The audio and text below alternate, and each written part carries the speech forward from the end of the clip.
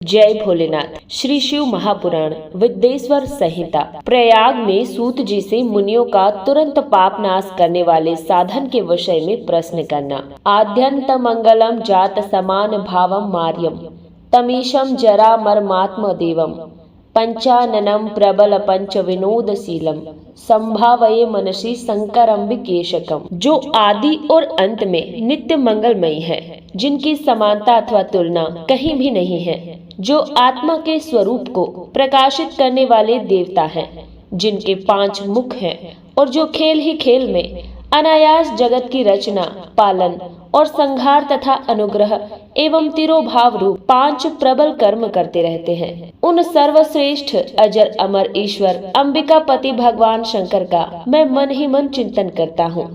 व्यास जी कहते हैं, जो धर्म का महान क्षेत्र है और जहाँ गंगा यमुना का संगम हुआ है, उस परम पुण्यमय प्रयाग में जो ब्रह्मलोक का मार्ग है, सत्यव्रत में तत्पर रहने वाले महातेजस्वी महाभाग महात्मा मुनियों ने एक विशाल ज्ञान यज्ञ का आयोजन किया। उस ज्ञान यज्ञ का समाचार सुनकर पौराणिक शिरोमणि महामुनि सूत जी वहां मुनियों का दर्शन करने के लिए आए। सूत जी को आते देख वे सब मुनि उस समय हर्ष से खिल उठे और अत्यंत ही प्रसन्न चित्त से उन्होंने उनका विधिवत स्वागत सत्कार किया। तत्पश्चात उन प्रसन्न महात्माओं ने उनकी विधिवत स्तुति करके विनय पूर्वक हाथ जोड़कर उनसे इस प्रकार कहा। सर्वज्ञ विद्वान रोहमर्षण जी, आपका भाग्य बड़ा भारी है। इसी से आपने व्यास जी के मुख से अपनी प्रसन्नता के लिए ही संपूर्ण पुराण विद्या प्राप्त की। इसीलिए आप आश्चर्य स्वरूप कथाओं के भंडार हैं। ठीक उसी तरह जैसे रत्नाकर समुद्र बड़े बड़े सारभूत रत्नाओं का आगार है, तीनों लोकों में भूत, वर्तमान और भविष्य तथा और भी जो कोई वस्तु है वह आपसे अज्ञात नहीं है। आप हमारे सौभाग्य से इस यज्ञ का दर्शन करने के लिए यहाँ पर पधार गए हैं और इसी व्याज से हमारा कुछ कल्याण करने वाले हैं, क्योंकि आपका आगमन निरर्थक नहीं हो सकता।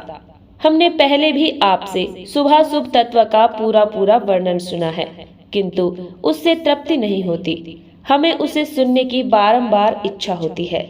उत्तम बुद्धि वाले सूत जी, इस समय हमें एक ही बात सुननी है। यदि आपका अनुग्रह हो तो गोपनीय होने पर भी आप उस विषय का वर्णन करें। घोर कलयुग आने पर मनुष्य पुण्य कर्म से दूर रहेंगे, दुराचार में फंस जाएंगे और सबके सब सत्य भाषण से मुंह फेर लेंगे, दूसरों की निंदा में तत्पर रहेंगे, पराये धन को हड़प लेने की इच्छा करेंगे, उनका मन पराये स्त्रियों में आसक्त होगा, दूसरे प्राणियों की हिंसा किया करेंगे, अपने शरीर को ही आत्मा समझेंगे, मूढ़, नास्तिक और पशु बुद्धि रखने वाले होंगे, माता पिता से द्वेष रखेंगे, ब्राह्मण लोभ रूपी ग्राहक के ग्रास बन जाएंगे, वेद बेचकर जीविका चलाएंगे, धन का उपार्जन करने के लिए ही विद्या का अभ्यास करेंगे और मद से मोहित रहेंगे, अपने जाति के कर्म छोड़ देंगे, प्राय दूसरों को ठगेंगे, तीनों काल की संध्योपासना से दूर रहेंगे और ब्रह्म ज्ञान से शून्य होंगे। समस्त क्षत्रिय भी सर्वधर्म का त्याग करने वाले होंगे, कुसंगी, पापी और व्याभिचारी होंगे, उनमें शौर्य का अभाव होगा, वे कुत्सित चौर्य कर्म से जीविका चलाएंगे, शूद्रों का सा बर्ताव करेंगे और उनका चित्त काम का किंकर बना रहेगा। वैश्य संस्कार भ्रष्ट, स्वधर्म त्यागी, कुमार्गी, धनोपार्जन परायण तथा नाप तोल में अपनी कुत्सित वृत्ति का परिचय देने वाले होंगे। इसी तरह शूद्र ब्राह्मणों के आचार में तत्पर रहेंगे, उनकी आकृति उज्जवल होगी, अर्थात वे अपना कर्म धर्म छोड़कर उज्जवल वेशभूषा से विभूषित होकर व्यर्थ ही घूमेंगे। वे स्वभावतः ही अपने धर्म का त्याग करने वाले होंगे, उनके विचार धर्म के प्रति प्रतिकूल होंगे, वे कुटिल और द्विज निंदक होंगे। यदि धनी हुए तो कुकर्म में लग जाएंगे, विद्वान हुए तो वाद विवाद करने वाले होंगे, अपने को कुलीन मानकर चारों वर्णों के साथ वैवाहिक संबंध स्थापित करेंगे, समस्त वर्णों को अपने संपर्क से भ्रष्ट करेंगे। वे लोग अपनी अधिकार सीमा से बाहर जाकर द्विजोचित सत्कर्मों का अनुष्ठान करने वाले होंगे। कलयुग की स्त्रियां पराय सदाचार से भ्रष्ट रहेंगी और पति का अपमान करने वाली होंगी, सास ससुर से द्रोह करेंगे, किसी से भय नहीं मानेंगी, मलिन भोजन करेंगी, कुत्सित हाव भाव में तत्पर होंगी, उनका शील स्वभाव बहुत बुरा होगा और वे अपने पति की सेवा से सदा ही विमुख रहेगी। इस तरह जिनकी बुद्धि नष्ट हो गई है, जिन्होंने अपने धर्म का त्याग कर दिया है, ऐसे लोगों को इस लोक और परलोक में उत्तम गति कैसे प्राप्त होगी, इसी चिंता से हमारा मन सदा व्याकुल रहता है। परोपकार के समान दूसरा कोई धर्म नहीं है। अतः जिस छोटे से उपाय से इन सब के पापों का तत्काल नाश हो जाए, उसे इस समय कृपा पूर्वक बताइए, क्योंकि आप समस्त सिद्धांतों के ज्ञाता हैं। तो व्यास जी कहते हैं, उन भावितात्मा मुनियों की ये बात सुनकर सूत जी मन ही मन भगवान शंकर का स्मरण करके उनसे इस प्रकार कहते हैं। सूत जी कहते हैं, साधु महात्माओं, आपने बहुत ही अच्छी बात पूछी है। आपका ये प्रश्न तीनों लोगों का हित करने वाला है। मैं गुरुदेव व्यास का स्मरण करके आप लोगों के स्नेहवश इस विषय का वर्णन करूंगा। आप आदर पूर्वक सुने। सबसे उत्तम जो शिव पुराण है, वह वेदांत का सार सर्वस्व है तथा वक्ता और श्रोता का समस्त पाप राशियों से उद्धार करने वाला है। इतना ही नहीं, वह परलोक में परमार्थ वस्तु को देने वाला है। कली की कल्मश राशि का विनाश करने वाला है। उसमें भगवान शिव के उत्तम यश का वर्णन है। ब्राह्मणों, धर्म, अर्थ, काम और मोक्ष, इन चारों पुरुषार्थों को देने वाला वो पुराण सदा ही अपने प्रभाव की दृष्टि से वृद्धि या विस्तार को प्राप्त हो रहा है। विप्रवरों, उस सर्वोत्तम शिव पुराण के अध्ययन मात्र से वे कलयुग के पाप सक्त जीव श्रेष्ठतम गति को प्राप्त हो जाएंगे। कलयुग के महान उत्पात तभी तक जगत में निर्भय होकर विचरेंगे जब तक यहाँ शिव पुराण का उदय नहीं होगा। इसे वेद के तुल्य माना गया है। इस वेद कल्प पुराण का सबसे पहला भगवान शिव ने ही प्रणयन किया था। विद्येश्वर संहिता, रुद्र संहिता, विनायक संहिता, उमा संहिता, मात्र संहिता, एकादश रुद्र संहिता, कैलाश संहिता, शतरुद्र संहिता, कोटि रुद्र संहिता, सहस्त्र कोटि रुद्र संहिता, वायव्य संहिता तथा धर्म संहिता, इस प्रकार इस पुराण के 12 भेद या खंड हैं। ये 12 संहिताएं अत्यंत ही पुण्यमयी मानी गई हैं। ब्राह्मणों, अब मैं उनके श्लोकों की संख्या बता रहा हूँ, आप वो सब आदर पूर्वक सुने। विद्येश्वर संहिता में 10,000 श्लोक हैं। रुद्र संहिता, विनायक संहिता, उमा संहिता और मात्र संहिता में प्रत्येक में 8-8 हजार श्लोक हैं। ब्राह्मणों, एकादश रुद्र संहिता में 13,000, कैलाश संहिता में 6,000, रुद्र संहिता में 3,000, कोटि रुद्र संहिता में 9,000, सहस्त्र कोटि रुद्र संहिता में 11,000 और वायव्य संहिता में 4,000 तथा धर्म संहिता में 12,000 श्लोक हैं। इस प्रकार मूल शिव पुराण की श्लोक संख्या 1 लाख है, परंतु व्यास जी ने उसे 24,000 श्लोकों में संक्षिप्त कर दिया है। पुराणों के क्रम संख्या के विचार से इस शिव पुराण का स्थान चौथा है। इसमें 7 संहिताएं हैं। पूर्व काल में भगवान शिव ने श्लोक संख्या की दृष्टि से 100 करोड़ श्लोकों का एक ही पुराण ग्रंथ ग्रथित कर दिया था। सृष्टि के आदि में निर्मित हुआ वह पुराण साहित्य अत्यंत ही विस्तृत था। फिर द्वापर आदि युगों में द्वैपायन आदि महर्षियों ने जब पुराण का 18 भागों में विभाजन कर दिया, उस समय संपूर्ण पुराणों का संक्षिप्त रूप केवल 4 लाख श्लोकों का रह गया। उस समय उन्होंने शिव पुराण का 24,000 श्लोकों में प्रतिपादन किया। यही इसके श्लोकों की संख्या है। ये वेद तुल्य पुराण 7 संहिताओं में बंटा हुआ है। इसकी पहली संहिता का नाम विद्येश्वर संहिता है, दूसरी रुद्र संहिता समझनी चाहिए, तीसरी का नाम शतरुद्र संहिता, चौथी का नाम कोटि रुद्र संहिता, पांचवी का नाम उमा संहिता, छठी का नाम कैलाश संहिता और 7वीं का नाम वायव्य संहिता है। इस प्रकार ये 7 संहिताएं मानी गई है। इन 7 संहिताओं से युक्त दिव्य शिव पुराण वेद तुल्य, प्रामाणिक तथा सबसे उत्कृष्ट गति प्रदान करने वाला है। ये निर्मल शिव पुराण भगवान शिव के द्वारा ही प्रतिपादित है। इसे शैव शिरोमणि भगवान व्यास ने संक्षेप से संकलित किया है। ये समस्त जीव समुदाय के लिए उपकारक, त्रिविध तापों का नाश करने वाला, तुलना रहित एवं सत्पुरुषों को कल्याण प्रदान करने वाला है। इसमें वेदांत, विज्ञानमय, प्रधान तथा निष्कपट धर्म का प्रतिपादन किया गया है। ये पुराण ईर्ष्या रहित अंतःकरण करने वाले विद्वानों के लिए जानने की वस्तु है। इसमें श्रेष्ठ मंत्र समूहों का संकलन है तथा धर्म, अर्थ और काम, स्त्री वर्ग की प्राप्ति के साधन का भी वर्णन है। ये उत्तम शिव पुराण समस्त पुराणों में श्रेष्ठ है।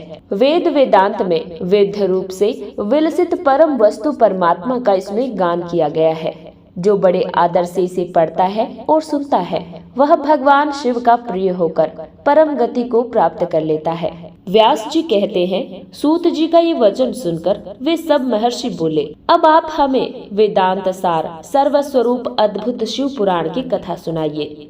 सूत जी ने कहा, आप सब महर्षि गण रोग शोक से रहित कल्याणमय भगवान शिव का स्मरण करके पुराण प्रवर शिव पुराण की जो वेद के सार तत्व से प्रकट हुआ है उसकी कथा सुनिए। शिव पुराण में भक्ति, ज्ञान और वैराग्य इन तीनों का प्रतिपूर्वक गान किया गया है और वेदांत वेद सद्वस्तु का विशेष रूप से वर्णन है। इस वर्तमान कल्प में जब सृष्टि कर्म आरंभ हुआ था, उन दिनों 6 कुलों के ऋषि परस्पर वाद विवाद करते हुए कहने लगे, अमुक वस्तु सबसे उत्कृष्ट है और अमुक नहीं है। उसके इस विवाद ने अत्यंत ही महान रूप धारण कर लिया। तब वे सब के सब अपनी शंका के समाधान के लिए सृष्टिकर्ता अविनाशी ब्रह्मा जी के पास गए और हाथ जोड़कर विनय भरी वाणी में बोले, प्रभु, आप संपूर्ण जगत को धारण करने, पोषण करने वाले हैं तथा समस्त कारणों के भी कारण हैं। हम ये जानना चाहते हैं कि संपूर्ण तत्वों से परे परात्पर पुराण पुरुष कौन है। ब्रह्मा जी ने कहा, जहाँ से मन सहित वाणी उन्हें न पाकर लौट आती है तथा जिनसे ब्रह्मा, विष्णु, रुद्र और इंद्र आदि से युक्त ये संपूर्ण जगत समस्त भूतों एवं इंद्रियों के साथ पहले प्रकट हुआ है, वे ही ये देव महादेव सर्वज्ञ एवं संपूर्ण जगत के स्वामी हैं। ये ही सबसे उत्कृष्ट हैं। भक्ति से ही इनका साक्षात्कार होता है, दूसरे किसी उपाय से कहीं इनका दर्शन नहीं होता। रुद्र, हरिहर तथा अन्य देवेश्वर सदा उत्तम भक्ति भाव से उनका दर्शन करना चाहते हैं। भगवान शिव में भक्ति होने से मनुष्य संसार बंधन से मुक्त हो जाता है।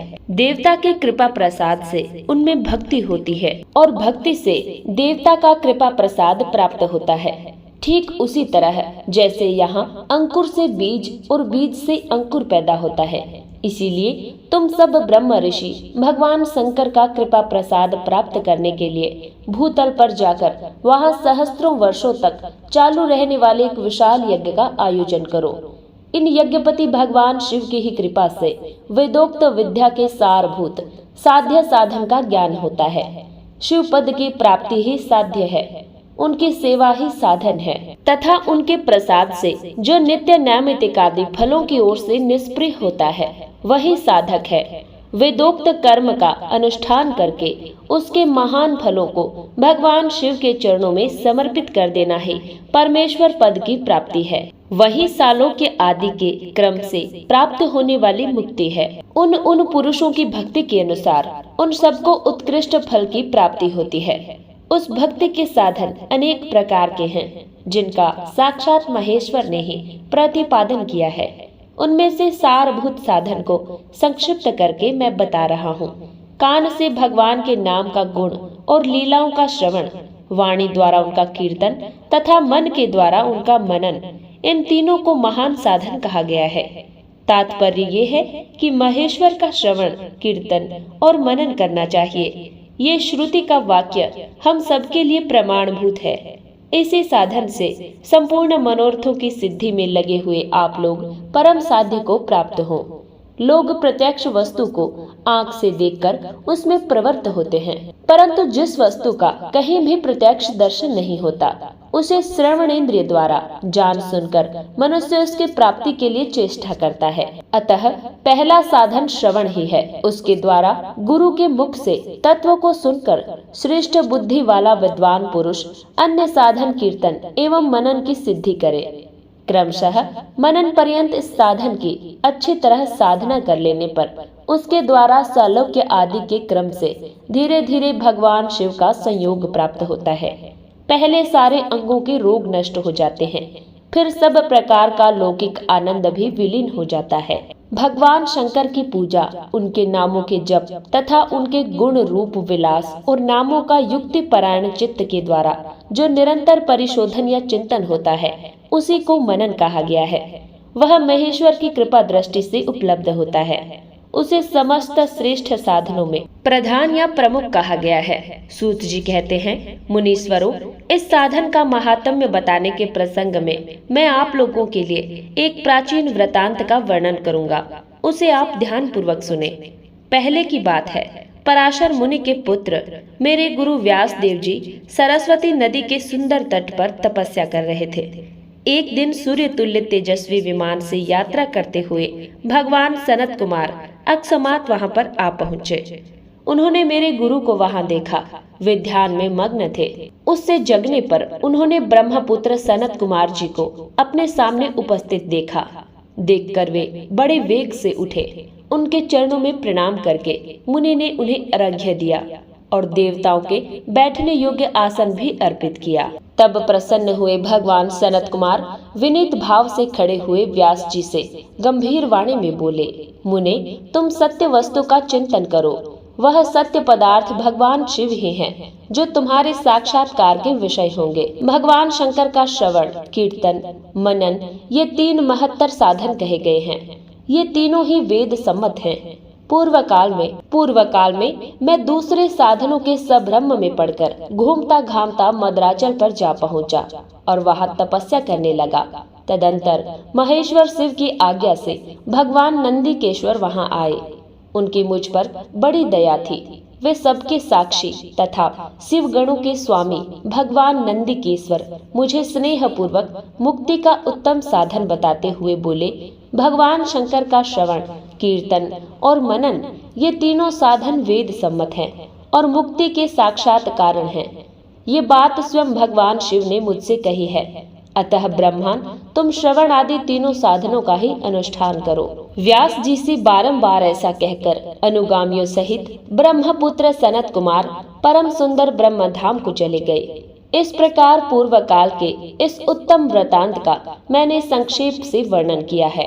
ऋषि बोले, सूत जी, श्रवण आदि 3 साधनों को अपने मुक्ति उपाय बताया है। ऋषि बोले, सूत जी, श्रवण आदि 3 साधनों को आपने मुक्ति का उपाय बताया है, किंतु जो श्रवण आदि तीनों साधनों में असमर्थ हो, वह मनुष्य किस उपाय का अवलंबन करके मुक्त हो सकता है?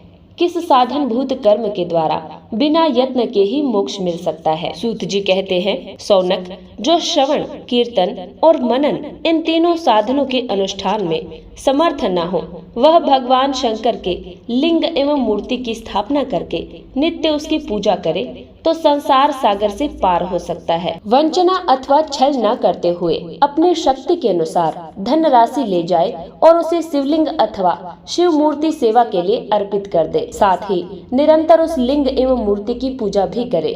उसके लिए भक्ति भाव से मंडप, गोपुर, तीर्थ, मठ एवं क्षेत्र की स्थापना करे तथा उत्सव रचाए। वस्त्र, गंध, पुष्प, धूप, दीप तथा पुआ और शाक आदि व्यंजनों से युक्त भांति भांति के भक्ष्य भोजन अन्य नैवेद्य के रूप में समर्पित करे। छत्र, ध्वजा, व्यंजन, चामर तथा अन्य अंगों सहित राजोपचार की भांति सब सामान भगवान शिव के लिंग एवं मूर्ति को चढ़ाएं।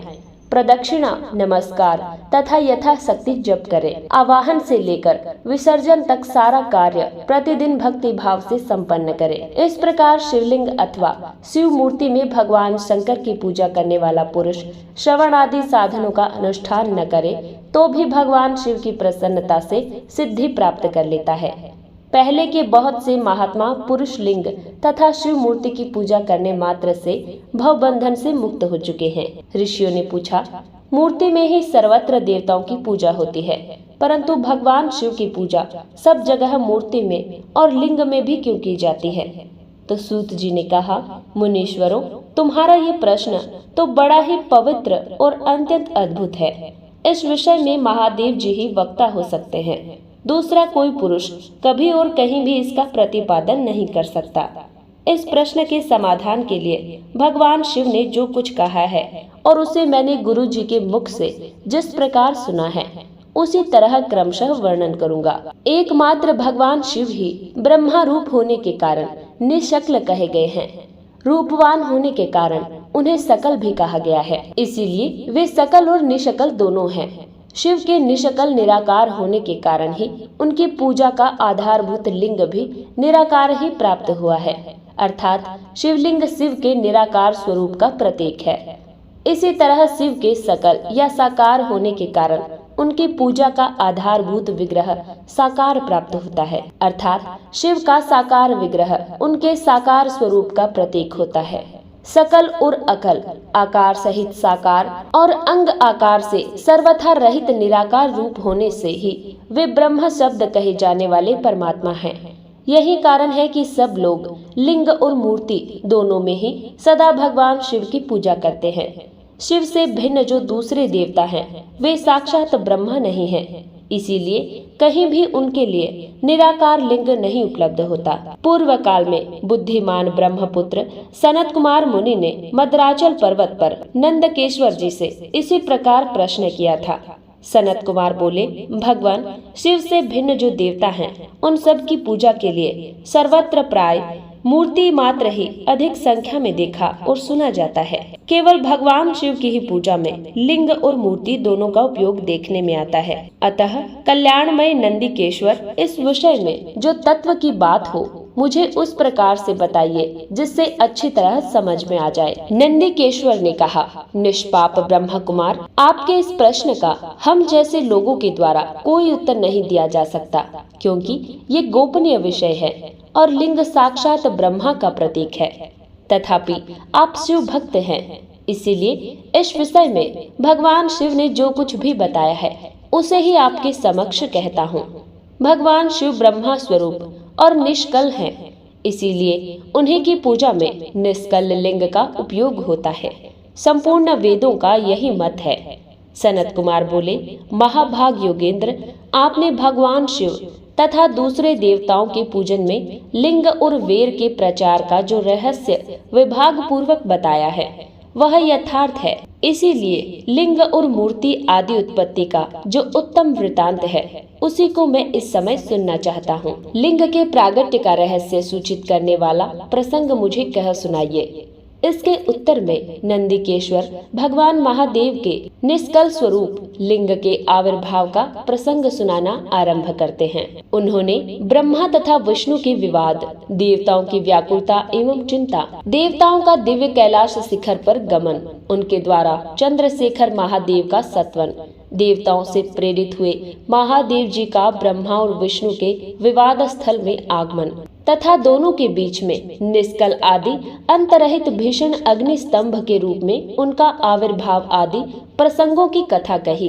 तदंतर श्री ब्रह्मा और विष्णु दोनों के द्वारा उस ज्योतिर्मय स्तंभ की ऊंचाई और गहराई थाह लेने की चेष्टा एवं केतकी पुष्प के शाप, वरदान आदि के प्रसंग भी सुनाए। नंदीकेश्वर कहते हैं, तदंतर वे दोनों ब्रह्मा और विष्णु भगवान शंकर को प्रणाम करके दोनों हाथ जोड़ उनके दाएं बाएं भाग में चुपचाप खड़े हो गए। फिर उन्होंने वहां साक्षात प्रकट पूजनीय महादेव जी को श्रेष्ठ आसन पर स्थापित करके पवित्र पुरुष वस्तुओं द्वारा उनका पूजन किया। दीर्घ काल तक अविकृत भाव से सुस्थिर रहने वाली वस्तुओं को पुरुष वस्तु कहते हैं और अल्प काल तक ही टिकने वाली क्षण भंगुर वस्तुएं प्राकृत वस्तुएं कहलाती हैं। इस तरह वस्तु के ये दो भेद जानने चाहिए। किन किन पुरुष वस्तुओं से उन्होंने भगवान शिव का पूजन किया ये बताया जाता है। हार, नुपुर, केयूर, किरीट, मणिमय मंडल, यज्ञोपवीत, उत्तरीय वस्त्र, पुष्पमाला, रेशमी वस्त्र, हार, मुद्रिका, पुष्प, तांबूल, कपूर, चंदन और अगुरु का अनुलेप, धूप दीप, श्वेत छत्र, व्यंजन, ध्वजा, चंवर तथा अन्याय दिव्य उपहारों द्वारा जिनका वैभव वाणी और मन की पहुंच से परे था, जो केवल पशु बुद्धि के ही योग्य थे और जिन्हें पशु कदापि नहीं पा सकते थे, उन दोनों में अपने स्वामी महेश्वर का पूजन किया।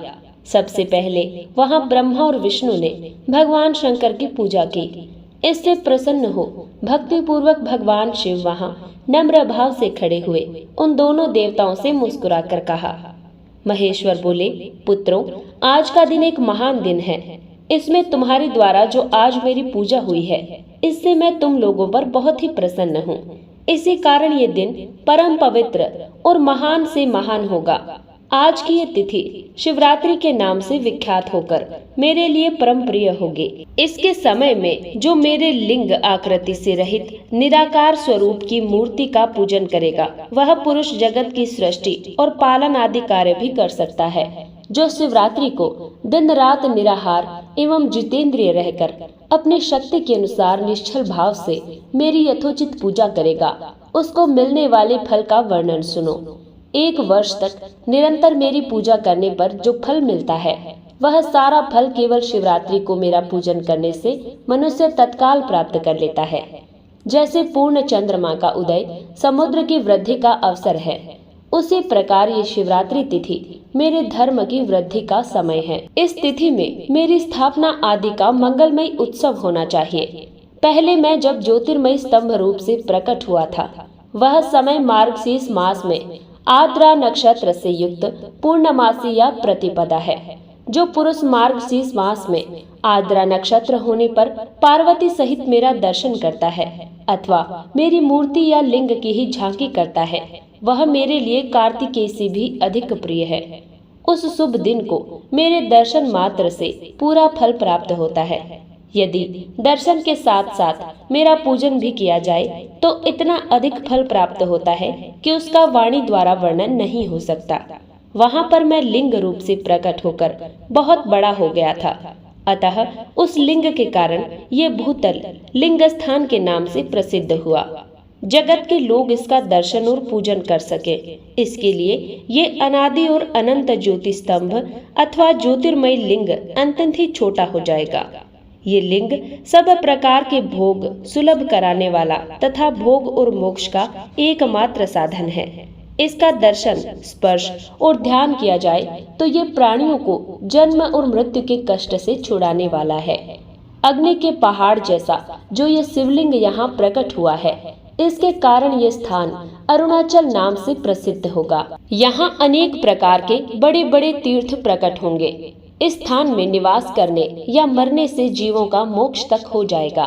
मेरे 2 रूप हैं, सकल और निसकल। दूसरे किसी के ऐसे रूप नहीं हैं। पहले मैं स्तंभ रूप से प्रकट हुआ, फिर अपने साक्षात रूप से। ब्रह्मा भाव मेरा निष्कल रूप है और महेश्वर भाव सकल रूप है। ये दोनों ही मेरे सिद्ध रूप हैं। ये दोनों ही मेरे सिद्ध रूप हैं। मैं ही पर ब्रह्मा परमात्मा हूँ। कला युक्त और अकल मेरे ही स्वरूप है। ब्रह्मा रूप होने के कारण मैं ईश्वर भी हूँ। जीवों पर अनुग्रह आदि करना मेरा कार्य है। ब्रह्मा और केशव मैं सबसे वृहत और जगत की वृद्धि करने वाला होने के कारण ब्रह्मा कहलाता हूँ। सर्वत्र समरूप से स्थित और व्यापक होने से ही मैं सबका आत्मा हूँ। सर्ग से लेकर अनुग्रह तक जो जगत संबंधी 5 कृत्य हैं, वे सदा मेरे ही हैं। मेरे अतिरिक्त दूसरे किसी के नहीं हैं, क्योंकि मैं ही सबका ईश्वर हूँ। पहले मेरी ब्रह्म रूपता का बोध कराने के लिए निष्कल लिंग प्रकट हुआ, फिर अज्ञात ईश्वरत्व का साक्षात्कार कराने के निमित्त मैं साक्षात जगदीश्वर ही सकल रूप में तत्काल प्रकट हो गया।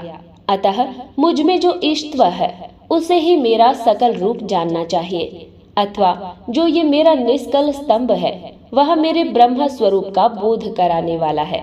ये मेरा ही लिंग है। तुम दोनों प्रतिदिन यहाँ रहकर इसका पूजन करो। ये मेरा ही स्वरूप है और मेरे ही सामीप्य की प्राप्ति करने वाला है। लिंग और लिंगी में नित्य अभेद होने के कारण मेरे इस लिंग का महान पुरुषों को भी पूजन करना चाहिए। मेरे एक लिंग की स्थापना करने का ये फल बताया गया है कि उपासक को मेरी सम्मानता की प्राप्ति हो जाती है। यदि एक के बाद दूसरे शिवलिंग की स्थापना कर दी गई, तब तो उपासक को फल रूप से मेरे साथ एकत्व रूप फल प्राप्त होता है। प्रधानतया शिवलिंग की ही स्थापना करनी चाहिए। मूर्ति की स्थापना, उनकी उपेक्षा गौण कर्म है। शिवलिंग के अभाव में सब ओर से मूर्ति युक्त होने पर भी वह स्थान क्षेत्र नहीं कहलाता। ब्रह्मा और विष्णु ने पूछा, प्रभु, सृष्टि आदि 5 कृत्यों के लक्षण क्या हैं? ये हम दोनों को बताइए। तो भगवान शिव बोले, मेरे कर्तव्यों को समझना अत्यंत ही गहन है, तथापि मैं कृपा पूर्वक तुम्हें उनके विषय में बता रहा हूँ। ब्रह्मा और अच्युत सृष्टि, पालन, संहार, तिरोभाव और अनुग्रह, ये 5 ही मेरे जगत संबंधी कार्य हैं जो नित्य सिद्ध हैं। संसार की रचना का जो आरंभ है उसी को सर्ग या सृष्टि कहते हैं। मुझसे पालित होकर सृष्टि का सुस्थिर रूप से रहना ही उसकी स्थिति है, उसका विनाश ही संहार है। प्राणों के उत्क्रमण को तिरोभाव कहते हैं। इन सब से छुटकारा मिल जाना ही मेरा अनुग्रह है।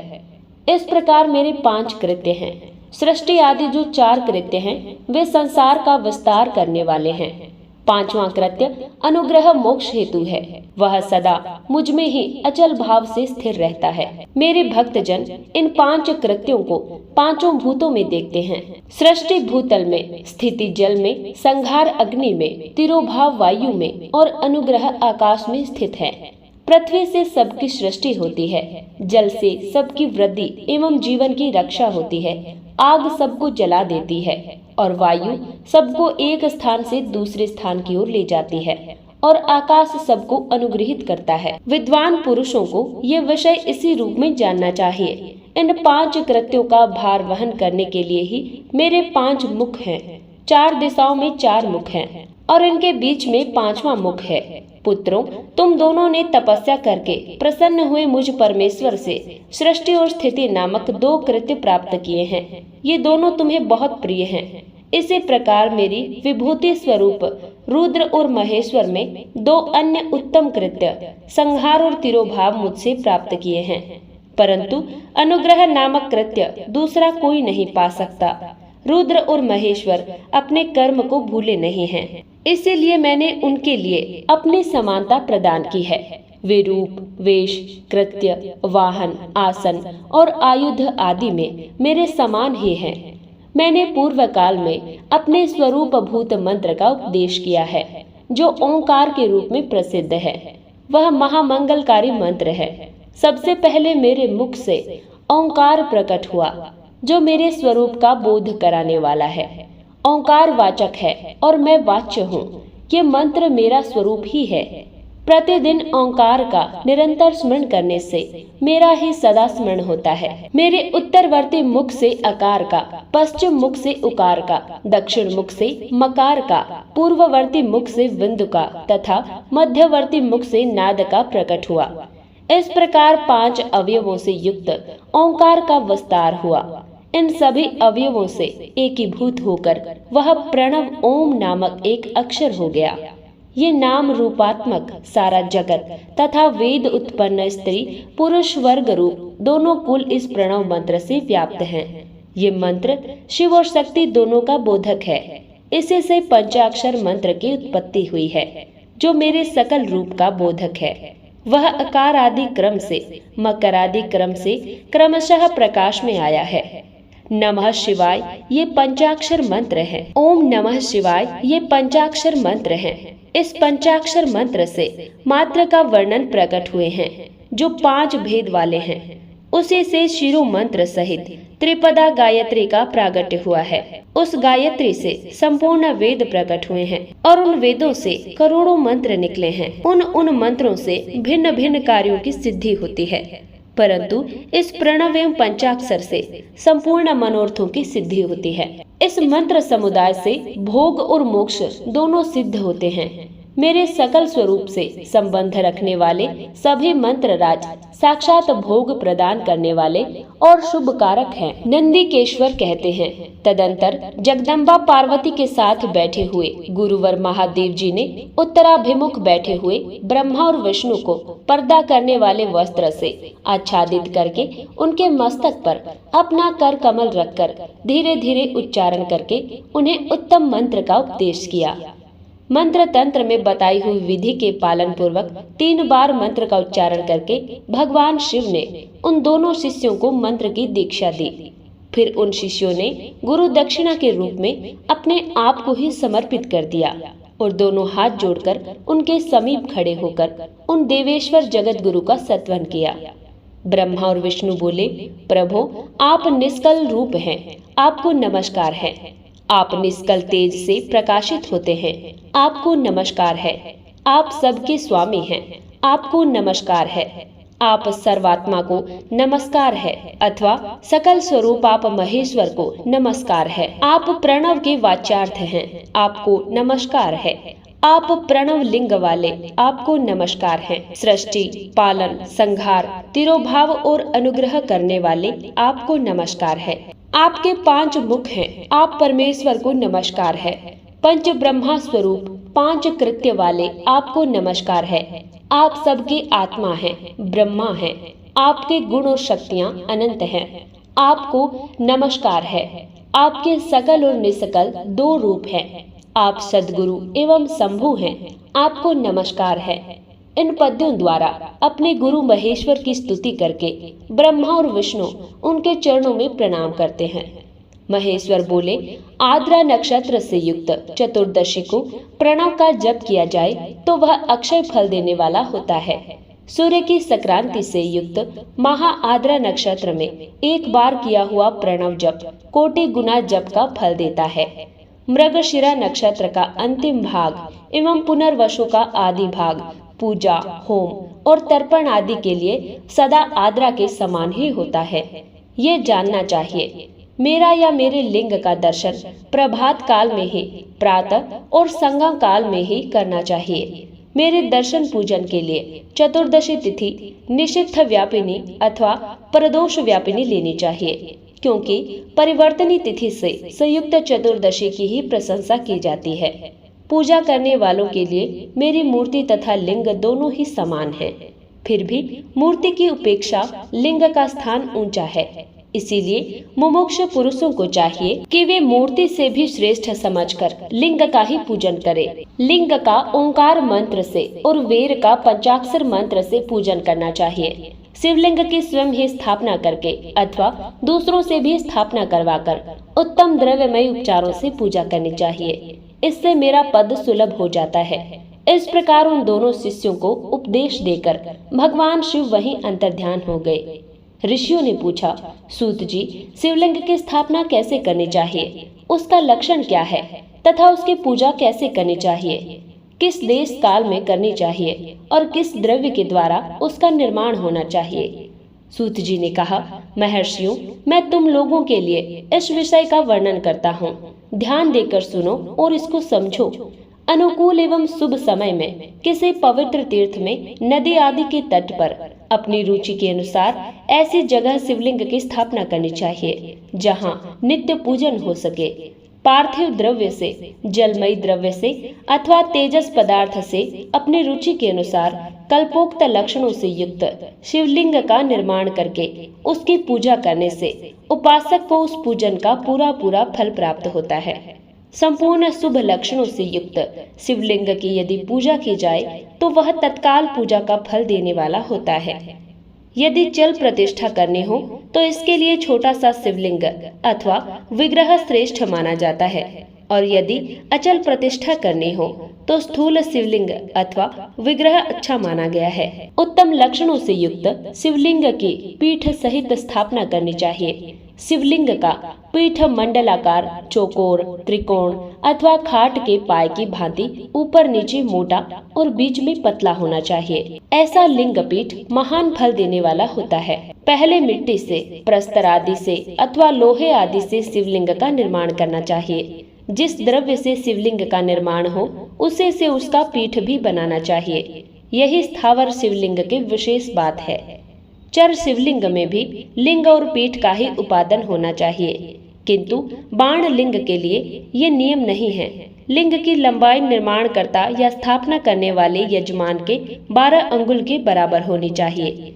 ऐसे ही शिवलिंग को उत्तम कहा गया है। इससे कम लंबाई हो तो फल में कमी आ जाती है, अधिक हो तो कोई दोष की बात नहीं।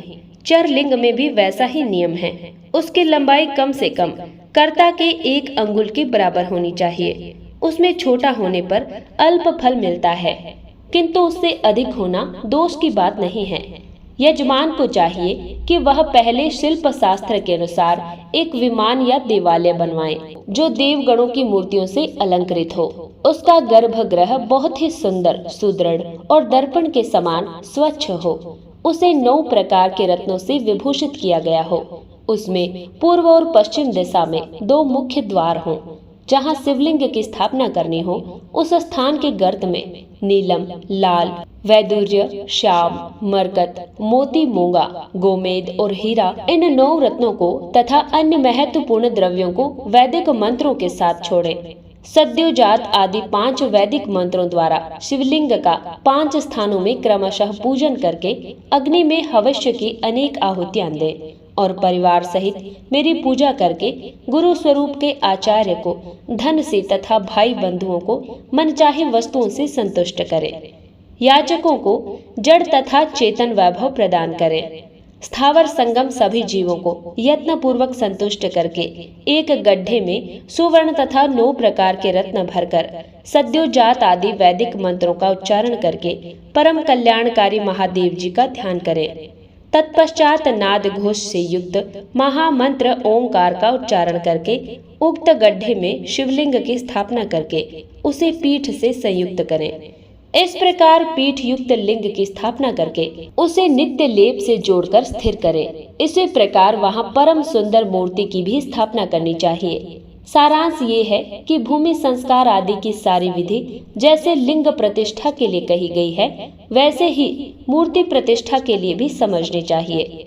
अंतर इतना ही है कि लिंग प्रतिष्ठा के लिए प्रणव मंत्र के उच्चारण का विधान है, परंतु मूर्ति प्रतिष्ठा पंचाक्षर मंत्र से करनी चाहिए।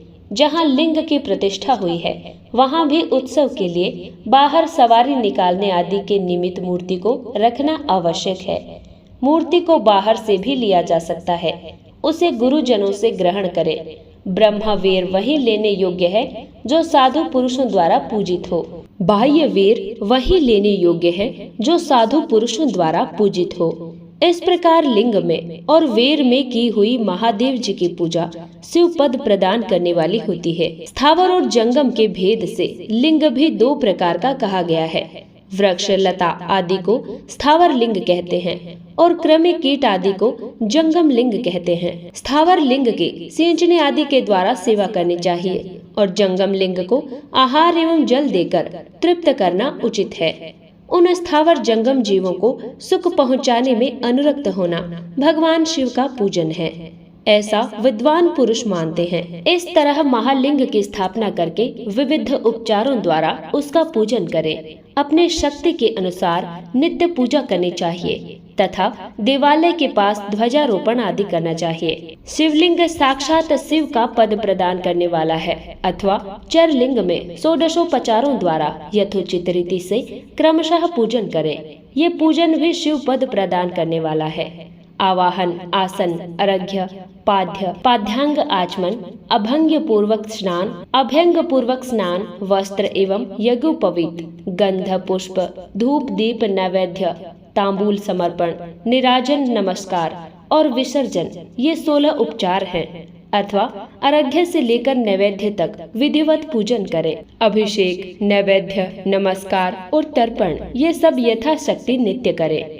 इस तरह किया हुआ शिव का पूजन शिव पद की प्राप्ति कराने वाला होता है। अथवा किसी मनुष्य के द्वारा स्थापित शिवलिंग में, ऋषियों द्वारा स्थापित शिवलिंग में, देवताओं द्वारा स्थापित शिवलिंग में, अपने आप प्रकट हुए स्वयं शंभु लिंग में तथा अपने द्वारा नूतन स्थापित हुए शिवलिंग में भी उपचार संपूर्ण पूर्वक जैसे तैसे पूजन करने से या पूजन की सामग्री देने से भी मनुष्य ऊपर जो कुछ कहा गया है वो सारा फल प्राप्त कर लेता है। क्रमशः परिक्रमा और नमस्कार करने से भी शिवलिंग शिव पद की प्राप्ति कराने वाला होता है। यदि नियम पूर्वक शिवलिंग का दर्शन मात्र कर लिया जाए तो वो भी कल्याणप्रद होता है। मिट्टी, आटा, गाय की गोबर, फूल, कनेर, पुष्प, फल, गुड़, मक्खन, भस्म अथवा अन्न से भी अपनी रुचि के अनुसार शिवलिंग बनाकर तदनुसार उसका पूजन करें अथवा प्रतिदिन 10,000 प्रणव मंत्र का जप करें अथवा दोनों संध्याओं के समय 1-1 सहस्त्र प्रणव का जप किया करें। ये क्रम भी शिव पद की प्राप्ति कराने वाला है, ये जानना चाहिए। जप काल में मकारांत प्रणव का उच्चारण मन की शुद्धि कराने वाला होता है। समाधि में मानसिक जप का विधान है तथा अन्य सब में उपांशु जप ही करना चाहिए। नाद और बिंदु से युक्त ओंकार के उच्चारण को विद्वान पुरुष समान प्रणव कहते हैं। यदि प्रतिदिन आदर पूर्वक 10,000 पंचाक्षर मंत्र का जप किया जाए अथवा दोनों संध्याओं के समय एक एक सहस्त्र ही जप किया जाए तो उसे शिव पद की प्राप्ति कराने वाला समझना चाहिए। ब्राह्मणों के लिए आदि में प्रणव से युक्त पंचाक्षर मंत्र अच्छा बताया गया है। कलश से किया हुआ स्नान, मंत्र की दीक्षा, मातृकाओं का न्यास, सत्य से पवित्र अंतकरण वाला ब्राह्मण तथा ज्ञानी गुरु, इन सब को उत्तम माना गया है। द्विजों के लिए नमः शिवाय के उच्चारण का विधान है। द्विजेतरों के लिए अंत में नमः पद के प्रयोग की विधि है। वे शिवाय नमः इस मंत्र का उच्चारण करें। स्त्रियों के लिए भी कहीं कहीं विधि पूर्वक नमो अंत उच्चारण का ही विधान है, अर्थात वे भी शिवाय नमः का ही जाप करें। कोई कोई ऋषि ब्राह्मण की स्त्रियों के लिए नमः पूर्वक शिवाय के जप की अनुमति देते हैं, अर्थात वे नमः शिवाय का जप करें। पंचाक्षर मंत्र का 5 करोड़ जप करके मनुष्य भगवान सदाशिव के समान हो जाता है। 1, 2, 3 अथवा 4 करोड़ का जप करने से क्रमशः ब्रह्मा, विष्णु, रुद्र तथा महेश्वर का पद प्राप्त होता है। अथवा मंत्र में जितने अक्षर हैं उनका पृथक पृथक 1-1 लाख जप करें, अथवा समस्त अक्षरों का एक साथ ही जितने अक्षर हों उतने लाख ही जप करें। इस तरह के जप को शिव पद की प्राप्ति कराने वाला समझना चाहिए। यदि 1000 दिनों में प्रतिदिन 1 सहस्त्र जप के क्रम से पंचाक्षर मंत्र का 10 लाख जप पूरा कर लिया जाए और प्रतिदिन ब्राह्मण भोजन कराया जाए तो उस मंत्र से अभीष्ट कार्य की सिद्धि होने लगती है। ब्राह्मण को चाहिए कि वह प्रतिदिन प्रातःकाल 1008 बार गायत्री मंत्र का जप करे। ऐसा होने पर गायत्री क्रमशः शिव का पद प्रदान करने वाली होती हैं। वेद मंत्रों और वैदिक सूक्तों को भी नियम पूर्वक जप करना चाहिए। वेदों का पारायण भी शिव पद की प्राप्ति कराने वाला है। अन्यान्य जो बहुत से मंत्र हैं उनका भी जितने अक्षर हों उतने लाख जप करें। इस प्रकार जो यथाशक्ति जप करता है वह क्रमशः शिव पद प्राप्त कर लेता है। अपनी रुचि के अनुसार किसी एक मंत्र को अपनाकर मृत्यु पर्यंत प्रतिदिन उसका जप करना चाहिए, अथवा ओम इस मंत्र का प्रतिदिन 1 सहस्त्र जप करना चाहिए। ऐसा करने पर भगवान शिव की आज्ञा से संपूर्ण मनोरथों की सिद्धि होती है। जो मनुष्य भगवान शिव के लिए फूलवाड़ी या बगीचे आदि लगाता है तथा शिव के सेवा कार्य के लिए मंदिर में झाड़ने बुहारने आदि की व्यवस्था करता है, वह इस पुण्य कर्म को करके शिव पद प्राप्त कर लेता है। भगवान शिव के जो काशी आदि क्षेत्र हैं, उनमें भक्ति पूर्वक नित्य निवास करे। वह जड़ चेतन सभी को भोग और मोक्ष देने वाला होता है। अतः विद्वान पुरुष को भगवान शिव के क्षेत्र में आमरण निवास करना चाहिए। पुण्य क्षेत्र में स्थित बावड़ी, कुआं और पोखरे आदि को शिव गंगा समझना चाहिए। भगवान शिव का ऐसा ही वचन है। वहाँ स्नान, दान और जप करके मनुष्य भगवान शिव को प्राप्त कर लेता है। अतः मृत्यु पर्यंत शिव के क्षेत्र का आश्रय लेकर रहना चाहिए। जो शिव के क्षेत्र में अपने किसी मृत संबंधी का दाह, दशाह, मासिक श्राद्ध, सपिंडीकरण अथवा वार्षिक श्राद्ध करता है अथवा कभी भी शिव के क्षेत्र में अपने पितरों को पिंड देता है, वह तत्काल सब पापों से मुक्त हो जाता है और अंत में शिव पद पाता है। अथवा शिव के क्षेत्र में 7, 5, 3 या 1 ही रात निवास कर ले। ऐसा करने से भी क्रमशः शिव पद की प्राप्ति होती है। लोक में अपने अपने वर्ण के अनुरूप सदाचार का पालन करने से भी मनुष्य शिव पद को प्राप्त कर लेता है। वर्णानुकूल आचरण से अथवा भक्ति भाव से वह अपने सत्कर्म का अतिशय फल पाता है। कामना पूर्वक किए हुए अपने कर्म के अभीष्ट फल को शीघ्र ही पा लेता है। निष्काम भाव से किया हुआ सारा कर्म साक्षात शिव पद की प्राप्ति कराने वाला होता है। दिन के 3 विभाग होते हैं, प्रातः, मध्याह्न और सायंकाल। इन तीनों में क्रमशः एक एक प्रकार के कर्म का संपादन किया जाता है। प्रातः काल को शास्त्र विहित नित्य कर्म के अनुष्ठान का समय जानना चाहिए। मध्याह्न काल सकाम कर्म के लिए उपयोगी है तथा सायंकाल शांति कर्म के लिए उपयुक्त है। इसी प्रकार रात्रि में भी समय का विभाजन किया गया है। रात के 4 प्रहरों में से जो बीच के 2 प्रहर हैं, उन्हें निशित काल कहा गया है। विशेषतः उसी काल में की हुई भगवान शिव की पूजा अभीष्ट फल देने वाली होती है। ऐसा जानकर कर्म करने वाला मनुष्य यथोक्त फल का भागी होता है। विशेषतः कलयुग में कर्म से ही फल की सिद्धि होती है। अपने अपने अधिकार के अनुसार ऊपर कहे गए किसी भी कर्म के द्वारा शिवाराधन करने वाला पुरुष यदि सदाचारी है और पाप से डरता है तो वह उन कर्मों का पूरा फल अवश्य प्राप्त कर लेता है। ऋषियों ने कहा, सूत जी, पुण्य क्षेत्र कौन कौन से हैं जिनका आश्रय लेकर सभी स्त्री पुरुष शिव पद प्राप्त कर लें? ये हमें संक्षेप में बताइए। सूत जी बोले, विद्वान एवं बुद्धिमान महर्षियों, मोक्षदायक शिव क्षेत्रों का वर्णन सुनो। तत्पश्चात मैं लोक रक्षा के लिए शिव संबंधी आगमों का वर्णन करूंगा। पर्वत, वन और काननों सहित इस पृथ्वी का विस्तार 50 करोड़ योजन है। भगवान शिव की आज्ञा से पृथ्वी संपूर्ण जगत को धारण करके स्थित है। भगवान शिव ने भूतल पर विभिन्न स्थानों में वहां के निवासियों को कृपा पूर्वक मोक्ष देने के लिए शिव क्षेत्र का निर्माण किया है। कुछ क्षेत्र ऐसे हैं जिन्हें देवताओं तथा ऋषियों ने अपना वास स्थान बनाकर अनुग्रहित किया है, इसीलिए उनमें तीर्थत्व प्रकट हो गया है। तथा अन्य बहुत से तीर्थ क्षेत्र ऐसे हैं जो लोगों की रक्षा के लिए स्वयं प्रादुर्भूत हुए हैं। तीर्थ और क्षेत्र में जाने पर मनुष्य को सदा स्नान और जप आदि करना चाहिए, अन्यथा वह रोग, दरिद्रता तथा मूर्खता आदि दोषों का भागी होता है।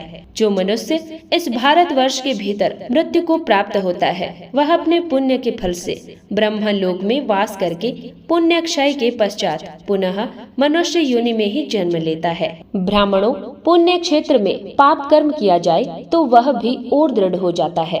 अतः पुण्य क्षेत्र में निवास करते समय सूक्ष्म से सूक्ष्म अथवा थोड़ा सा भी पाप न करें। सिंधु और सतद्रु नदी के तट पर बहुत से पुण्य क्षेत्र हैं। सरस्वती नदी परम पवित्र और 60 मुख वाली कही गई है, अर्थात उनकी 60 धाराएं हैं। विद्वान पुरुष सरस्वती के उन धाराओं के तट पर निवास करे तो वह क्रमशः ब्रह्म पद को पा लेता है। हिमालय पर्वत से निकली हुई पुण्य सशिला गंगा 100 मुखों वाली नदी है। उसके तट पर काशी, प्रयाग आदि अनेक पुण्य क्षेत्र हैं। वहाँ मकर राशि के सूर्य होने पर गंगा तट की तटभूमि पहले से ही अधिक प्रशस्त एवं पुण्यदायक हो जाती है। सोनभद्र नदी की 10 धाराएं हैं। वह बृहस्पति के मकर राशि में आने पर अत्यंत ही पवित्र तथा अभीष्ट फल देने वाला हो जाता है। उस समय वहाँ स्नान और उपवास करने से विनायक पद की प्राप्ति होती है। पुण्य सशिला महानदी नर्मदा के 24 मुख्य स्रोत हैं। उसमें स्नान अथवा उनके तट पर निवास करने से मनुष्य को वैष्णव पद की प्राप्ति होती है। तमसा के 12 तथा रेवा के 10 मुख हैं। परम पुण्यमयी गोदावरी के 21 मुख बताए गए हैं। वह ब्रह्म हत्या तथा गोवध के पाप का भी नाश करने वाली एवं रुद्र लोक देने वाली है। कृष्णवेणी नदी का जल बड़ा ही पवित्र है। वह नदी समस्त पापों का नाश करने वाली है। उसके 18 मुख बताए गए हैं तथा वह विष्णु लोक प्रदान करने वाली है। तुंगभद्रा के 10 मुख हैं। वह ब्रह्मा लोक देने वाली है। पुण्य सशिला सुवर्ण मुखरी के 9 मुख कहे गए हैं। ब्रह्मलोक से लौटे हुए जीव उसी के तट पर जन्म लेते हैं। सरस्वती नदी, पंपा सरोवर, कन्याकुमारी, अंतरिप तथा शुभ कारक श्वेत नदी, ये सभी पुण्य क्षेत्र हैं। इनके तट पर निवास करने से इंद्रलोक की प्राप्ति होती है। सहाय पर्वत से निकली हुई महानदी कावेरी परम पुण्यमयी है। उसके 27 मुख बताए गए हैं। वह संपूर्ण अभिष्ट वस्तुओं को देने वाली है। उसके तट स्वर्ग लोक की प्राप्ति कराने वाले तथा ब्रह्मा और विष्णु के पद देने वाले हैं।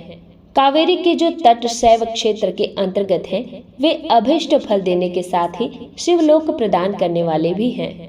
नैमिषारण्य तथा बद्रिक आश्रम में सूर्य और बृहस्पति के मेष राशि में आने पर यदि स्नान करे तो उस समय वहां किए हुए स्नान पूजन आदि को ब्रह्मलोक की प्राप्ति कराने वाला जानना चाहिए। सिंह और कर्क राशि में सूर्य की संक्रांति होने पर सिंधु नदी में किया हुआ स्नान तथा केदार तीर्थ के जल का पान एवं स्नान ज्ञानदायक माना गया है। जब बृहस्पति सिंह राशि में स्थित हो उस समय सिंह की संक्रांति से युक्त भाद्रपद मास में यदि गोदावरी के जल में स्नान किया जाए तो वह शिवलोक की प्राप्ति वाला होता है। ऐसा पूर्व काल में स्वयं भगवान शिव ने कहा था। जब सूर्य और बृहस्पति कन्या राशि में स्थित हो तब यमुना और सोनभद्र में स्नान करें।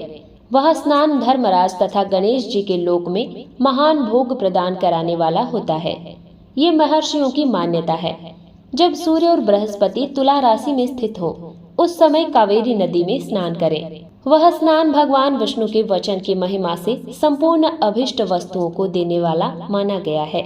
जब सूर्य और बृहस्पति वृश्चिक राशि पर आ जाएं, तब मार्गशीर्ष के महीने में नर्मदा नदी के स्नान करने से विष्णु लोक की प्राप्ति हो सकती है। सूर्य और बृहस्पति के धन राशि में स्थित होने पर सुवर्णमुखी नदी में किया हुआ स्नान शिवलोक प्रदान कराने वाला होता है। जैसा कि ब्रह्मा जी का वचन है, जब सूर्य और बृहस्पति मकर राशि में स्थित हो, उस समय माघ मास में गंगा जी के जल में स्नान करना चाहिए। ब्रह्मा जी का कथन है कि वह स्नान शिवलोक की प्राप्ति कराने वाला होता है। शिवलोक के पश्चात ब्रह्मा और विष्णु के स्थानों में सुख भोगने पर अंत में मनुष्य को ज्ञान की प्राप्ति हो जाती है। माघ मास में तथा सूर्य के कुंभ राशि में स्थित होने पर फाल्गुन मास में गंगा जी के तट पर किया हुआ श्राद्ध, पिंडदान अथवा तिलोदक दान पिता और नाना दोनों कुलों के पितरों की अनेकों पीढ़ियों का उद्धार करने वाला माना गया है। सूर्य और बृहस्पति जब मीन राशि में स्थित हो, तब कृष्णावेणी नदी में किए गए स्नान की ऋषियों ने बहुत प्रशंसा की है। उन महीनों में पूर्वोक्त तीर्थों में किया हुआ स्नान इंद्र पद की प्राप्ति कराने वाला होता है। विद्वान पुरुष गंगा अथवा कावेरी नदी का आश्रय लेकर तीर्थवास करें। ऐसा करने से तत्काल किए हुए पाप का निश्चय ही नाश हो जाता है।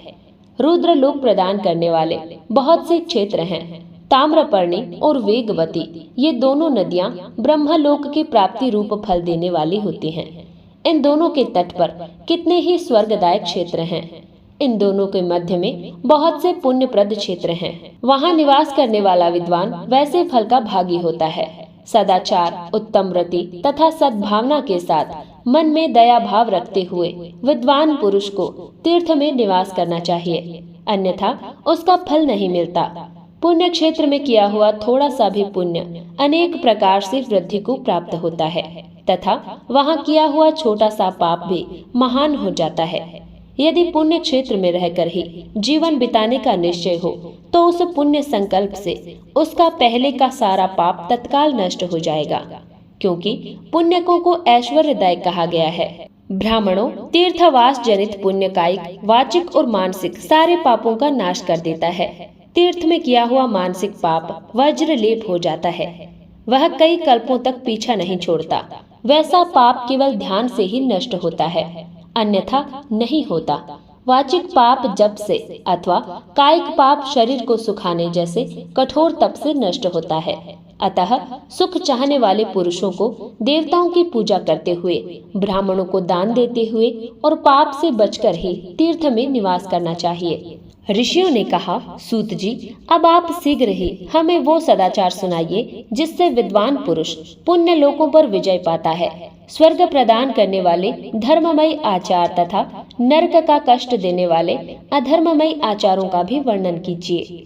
सूत जी बोले, सदाचार का पालन करने वाला विद्वान ब्राह्मण ही वास्तव में ब्राह्मण नाम धारण करने का अधिकारी है, जो केवल वेदोक्त आचरण का पालन करने वाला एवं वेद का अभ्यासी है।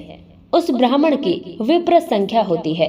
सदाचार, वेदचार तथा विद्या, इनमें से एक एक गुण से ही युक्त होने पर उसे द्विज कहते हैं, जिसमें स्वल्प मात्रा में ही आचार का पालन देखा जाता है, जिसने वेदाध्ययन भी बहुत कम किया है तथा जो राजा का सेवक है, उसे क्षत्रिय ब्राह्मण कहते हैं। जो ब्राह्मण कृषि तथा वाणिज्य कर्म करने वाला है और कुछ ब्राह्मणोचित आचार का भी पालन करता है, वह वैश्य ब्राह्मण है।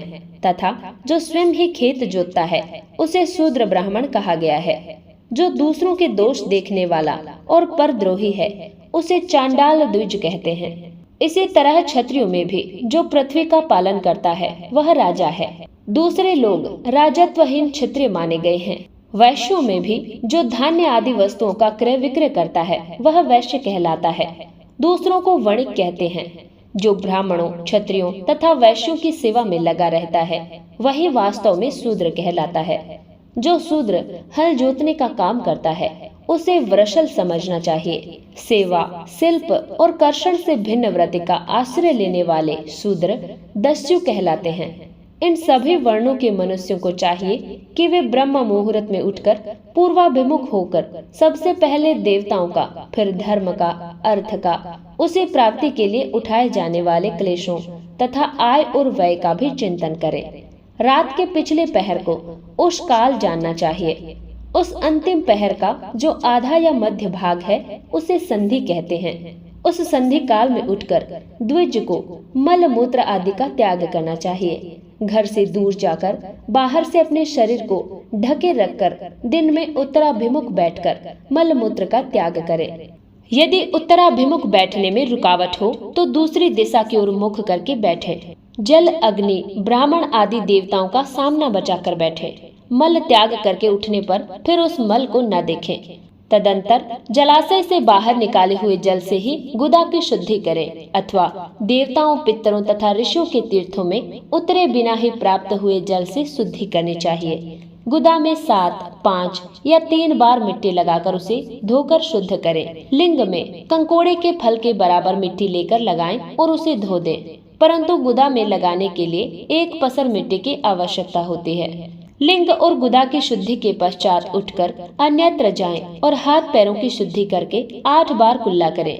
जिस किसी वृक्ष के पत्ते से अथवा उसके पतले काष्ठ से जल के बाहर दतवन करना चाहिए, उस समय तर्जनी अंगुली का उपयोग न करें। ये दंत शुद्धि का विधान बताया गया है। तदंतर जल संबंधी देवताओं को नमस्कार करके मंत्र पाठ करते हुए जलाशय में स्नान करें। यदि कंठ तक या कमर तक पानी में खड़े होने की शक्ति न हो तो घुटने तक जल में खड़ा हो। अपने ऊपर जल छिड़ककर मंत्रोच्चारण पूर्वक स्नान कार्य संपन्न करे। विद्वान पुरुष को चाहिए कि वह तीर्थ जल से देवता आदि का स्नानांग तर्पण भी करे। इसके बाद धोत वस्त्र लेकर 5 कच्छ करके उसे धारण करें। साथ ही कोई उत्तरीय भी धारण कर ले, क्योंकि संध्या वंदन आदि सभी कर्मों में उसकी आवश्यकता होती है। नदी आदि तीर्थों में स्नान करने पर स्नान संबंधी उतारे हुए वस्त्रों को वहां न धोएं। स्नान के पश्चात विद्वान पुरुष भीगे हुए उस वस्त्र को बावड़ी में, कुएं के पास अथवा घर आदि में ले जाएं और वहां पत्थर पर, लकड़ी आदि पर, जल में या स्थल में अच्छी तरह धोकर उस वस्त्र को निचोड़ें। द्विजों, वस्त्र को निचोड़ने से जो जल गिरता है वह एक श्रेणी के पितरों की तृप्ति के लिए होता है। उसके बाद जाबाली उपनिषद में बताए गए अग्नि रीति मंत्र से भस्म लेकर उसके द्वारा त्रिपुंड्र लगाएं। इस विधि का पालन न किया जाए, इसके पूर्व ही यदि जल में भस्म गिर जाए तो गिराने वाला नरक में जाता है।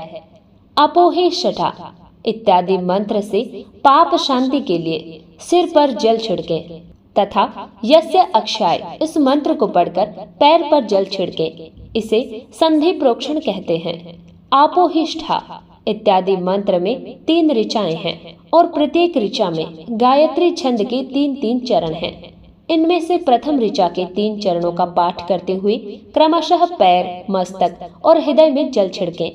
दूसरी ऋचा के 3 चरणों को पढ़कर क्रमशः मस्तक, हृदय और पैर में जल छिड़के तथा तीसरी ऋचा के 3 चरणों का पाठ करते हुए क्रमशः हृदय, पैर और मस्तक का जल से प्रोक्षण करें। इसे विद्वान पुरुष मंत्र स्नान मानते हैं। किसी अपवित्र वस्तु से किंचित स्पर्श हो जाने पर, अपना स्वास्थ्य ठीक न रहने पर, राजा और राष्ट्र पर भय उपस्थित होने पर, यात्रा काल में जल की उपलब्धि न होने की व्यवस्था आ जाने पर मंत्र स्नान करना चाहिए। प्रातः काल सूर्यश्च मां मन्युश्च इत्यादि सूर्यानुवाक से तथा सायकाल अग्निश्च मां मन्युश्च इत्यादि अग्नि संबंधी अनुवाक से जल का आचमन करके पुनः जल से अपने मन अंगों का प्रोक्षण करें। मध्याह्न काल में भी आप पुनंतु इस मंत्र से आचमन करके पूर्ववत प्रोक्षण या मार्जन करना चाहिए। प्रातः काल के संध्योपासना में गायत्री मंत्र का जप करके 3 बार ऊपर की ओर सूर्य देव को अर्घ्य देनी चाहिए। ब्राह्मणों, मध्याह्न काल में गायत्री मंत्र के उच्चारण पूर्वक सूर्य को एक ही अर्घ्य देना चाहिए। फिर सायंकाल आने पर पश्चिम की ओर मुख करके बैठ जाएं और पृथ्वी पर ही सूर्य के लिए अर्घ्य दें। प्रातःकाल और मध्याह्न के समय अंजलि में अर्घ्य जल लेकर अंगुलियों की ओर से सूर्य देव के लिए जल अर्घ्य दें। फिर अंगुलियों के छिद्र से ढलते हुए सूर्य को देखें तथा उनके लिए स्वतः प्रदक्षिणा करके शुद्ध आचमन करें। सायंकाल में सूर्यास्त से 2 घड़ी पहले की हुई संध्या निष्फल होती है, क्योंकि वह साय संध्या का समय नहीं है।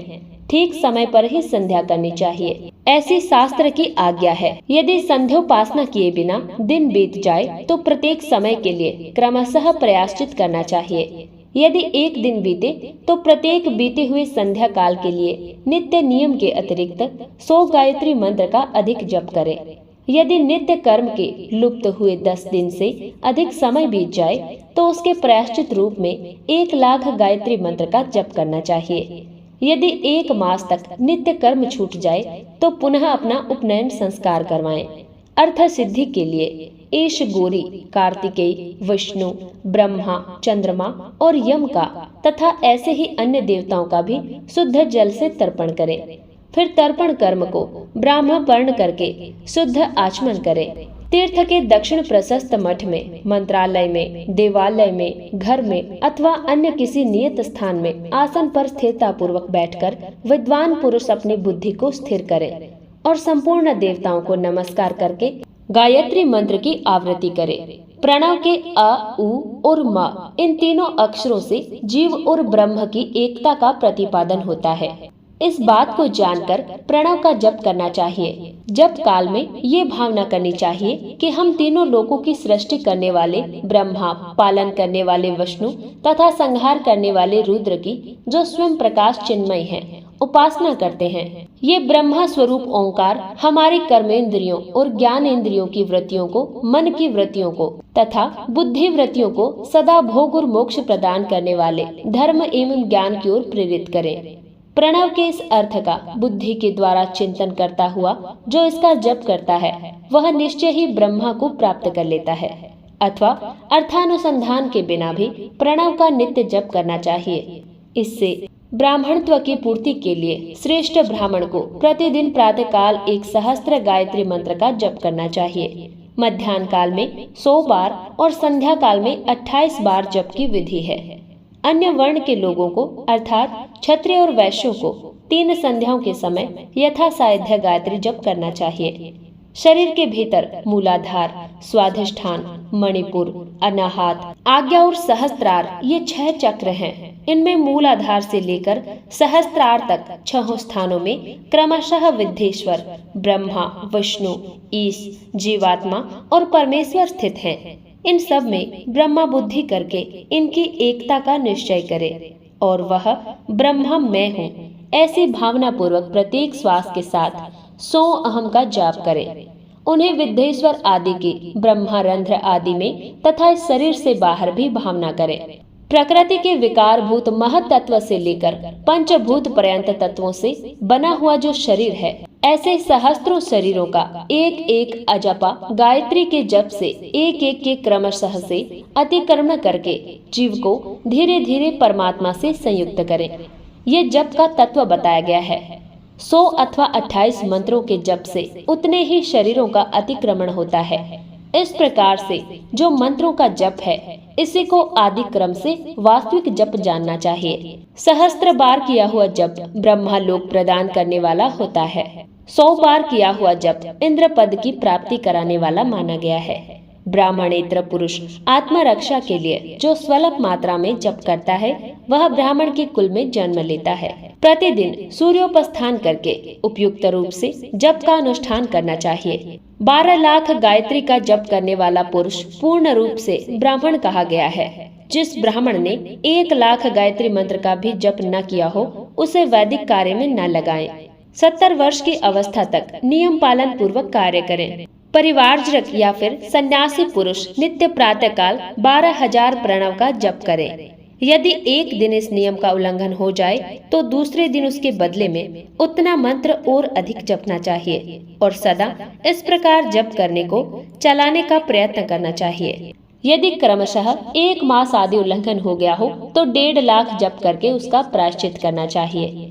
इससे अधिक समय तक नियमों का उल्लंघन हो जाए तो पुनः नए सिरे से गुरु से नियम ग्रहण करें। ऐसा करने से दोषों की शांति होती है, अन्यथा वह रौरव नरक में जाता है। जो सकाम भावना से युक्त गृहस्थ ब्राह्मण है उसी को धर्म तथा अर्थ के लिए यत्न करना चाहिए। मुमुक्षु ब्राह्मणों को तो सदा ज्ञान का ही अभ्यास करना चाहिए।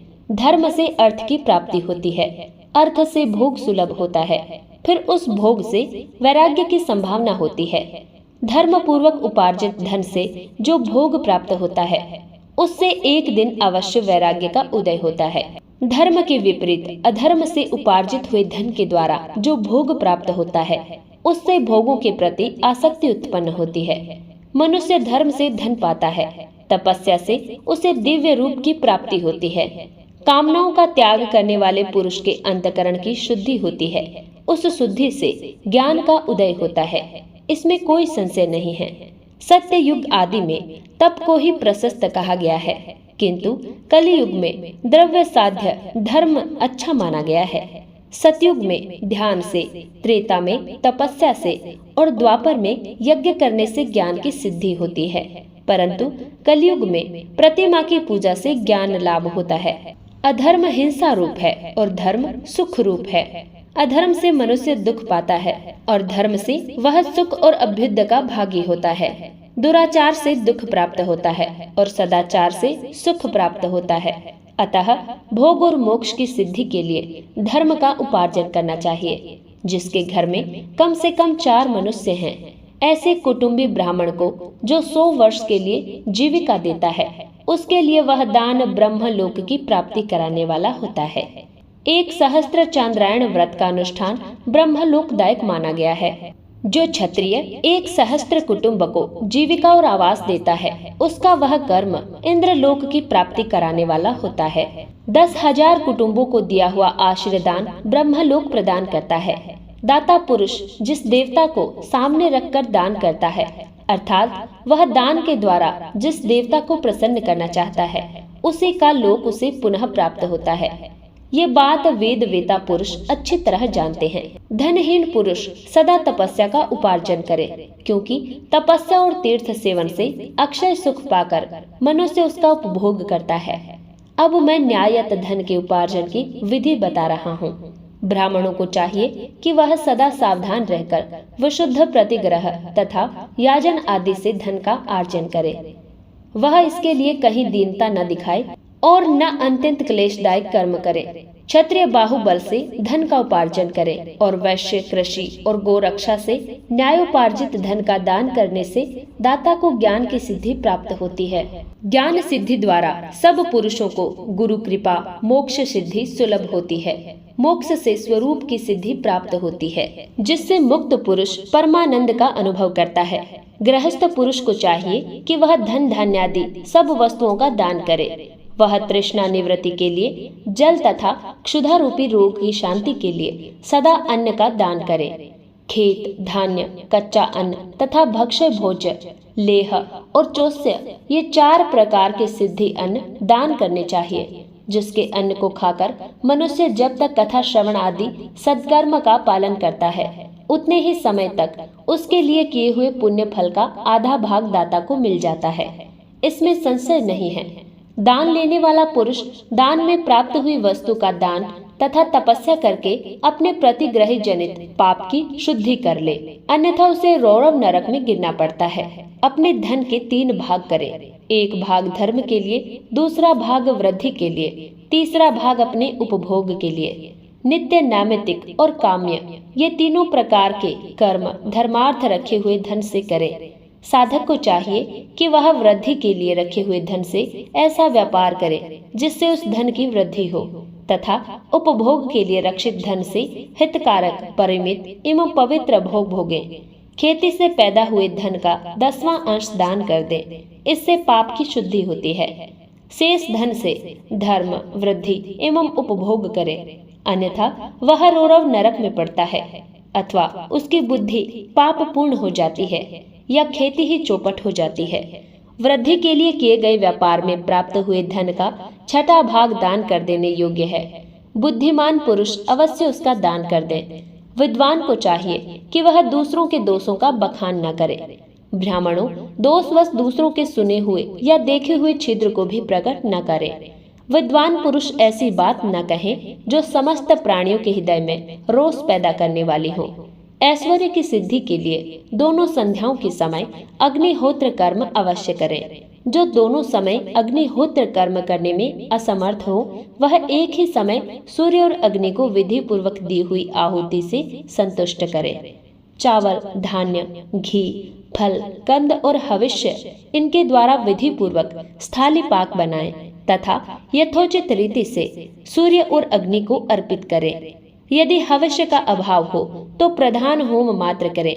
सदा सुरक्षित रहने वाली अग्नि को विद्वान पुरुष अजस्त्र की संज्ञा देते हैं अथवा संध्या काल में जप मात्र या सूर्य की वंदना मात्र कर लें।